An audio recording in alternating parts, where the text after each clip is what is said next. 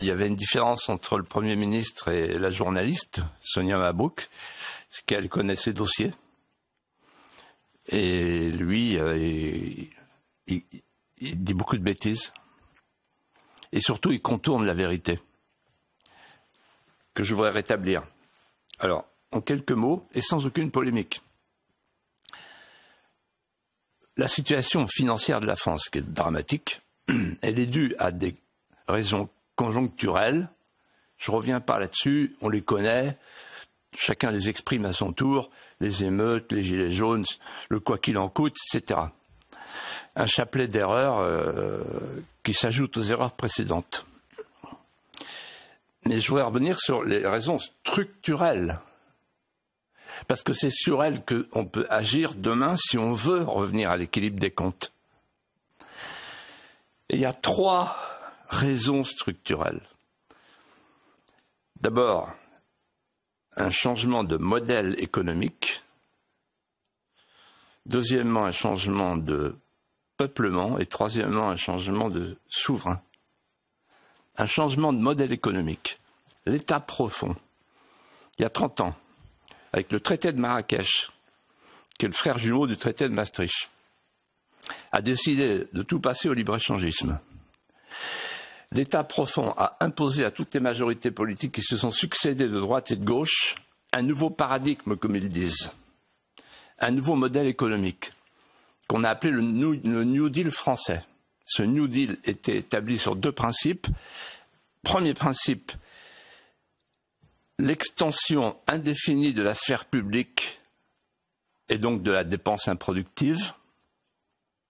Et deuxième principe, le primat de la consommation comme moteur de la croissance par rapport à la production. Résultat, ce nouveau modèle économique a favorisé, entraîné, généré la spirale de la dette, la spirale du déficit, la spirale de la désindustrialisation et la spirale de la métropolisation. Deuxième changement, après le changement de modèle économique, c'est-à-dire qui fait qu'on n'est plus un pays producteur, donc il n'y a plus de travail, donc il n'y a plus de cotisation. C'est une grande partie de nos difficultés qui s'explique ainsi. Nous sommes un pays du consumérisme hédoniste. Vive les grandes surfaces qui importent. Et on a un déficit commercial abyssal. Deuxième changement, le changement de peuplement. En fait, c'est simple. Selon les observatoires sérieux, c'est 40 milliards à peu près, 40-60 milliards. Si on regarde, si on réservait les prestations sociales contributives, non contributives, aux Français, c'est une économie de 15 à 20 milliards. Si on supprime la politique de la ville, c'est une économie de 8 milliards. Si on supprime l'AME, c'est une économie de 1 milliard, etc., etc. Il y a les coûts directs et les coûts indirects, parce que, par exemple, quand l'école fabrique des crétins numériques, ça ne se voit pas, mais ça pèse. Quand on veut avoir des ingénieurs, des cadres, des responsables, etc.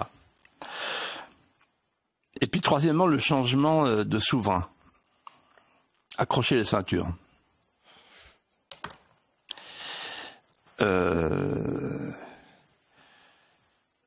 ne sommes plus souverains. Le souverain, c'est l'impératrice de l'empire de la norme. Barroso disait l'empire non impérial. On y est. L'empire non impérial, il a tout aspiré. Donc nous, on obéit. Alors il y a une chose, il y a une question que Sonia a posée au Premier ministre. La réponse m'a sidéré. Je suis tombé de l'armoire. Il ne connaît pas le chiffre de la contribution nette de la France. Or, la contribution nette de la France, elle est de 15 milliards d'euros. Je dis bien la contribution nette, c'est-à-dire entre ce qu'on reçoit de l'Europe et ce qu'on donne à l'Europe, il y a une différence de 15 milliards d'euros, s'il vous plaît. Qui le dit sur les autres médias? Qui sont les hommes politiques qui osent dire ça? Personne. On est sur un tabou. On est sur un territoire sacré. Mais allons plus loin, puisque je parle de territoire sacré. L'euro. L'euro était censé nous protéger protéger les hommes politiques d'eux-mêmes. L'euro était censé nous pousser à la vertu d'économie. Il y a un journaliste qui s'appelle François Langlais qui a très bien dit les choses, qui a dit en fait, l'euro c'est l'oreiller qu'on met sur l'alarme pour ne pas entendre la sirène. Et donc avec l'euro, tout va bien. Les hommes politiques n'ont plus de problème. Quand vous avez une monnaie nationale, vous êtes rappelé à vos erreurs par les marchés financiers nationaux. Et donc vous êtes obligé de faire des plans d'austérité, de dévaluer, etc. Et ça se voit, le peuple français le voit. Mais avec une monnaie confortable qui est extérieure, il n'y a plus aucun système d'alarme, il n'y a plus d'alerte. C'est-à-dire que la France est devenue la rentière de l'euro. Si vous me permettez une métaphore, je dirais, le franc, c'est la monnaie des fourmis, l'euro, c'est la monnaie des cigales. Mais il n'y a pas que l'euro, il y a quand même la capitulation douanière aussi. Et là, moi j'ai une pensée ce soir pour tous les paysans de France qui sont dans la tristesse, qui sont dans la détresse. Parce que ça y est, ils ont signé le Mercosur, ça y est, c'est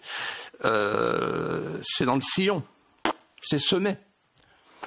Alors ils vont nous expliquer, il y aura des compensations, il y aura des clauses de sauvegarde, je t'en foutrais des clauses de sauvegarde. Ils mentent tous. Vous vous rendez compte qu'il y avait 2 millions de paysans, il n'y en a plus que 400 000, et le nombre des fonctionnaires du ministère de l'Agriculture a doublé de 18 000 à 36 000, donc ils se foutent de notre gueule. Donc, en fait, on nous prépare une France sans paysans. C'est ça qu'on veut.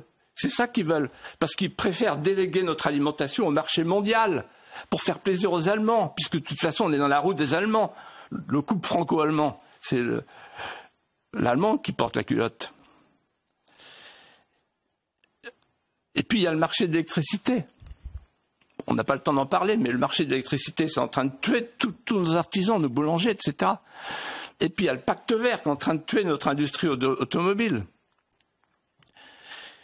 Et donc en fait, avec ce changement de souverain, on meurt à petit feu. Les Français sont encore européistes. Pourquoi? Parce qu'ils vivent avec ce principe, l'union fait la force, mais l'union des faibles fait la faiblesse. Et c'est la raison pour laquelle je vous dis ce soir, il faut partir. Il faut quitter cette broyeuse. Retrouver notre souveraineté. Sinon, on ne pourra résoudre aucun de nos problèmes. Je le dis avec gravité, mais avec certitude, avec toute ma conviction. Peut-être que je suis un peu en avance de quelques années ou de quelques mois, comme d'habitude. Mais je m'en voudrais de ne pas vous l'avoir dit. Pendant toutes les vacances, chaque matin, chaque soir, je me suis dit, il faut que j'ose leur dire. Il faut partir.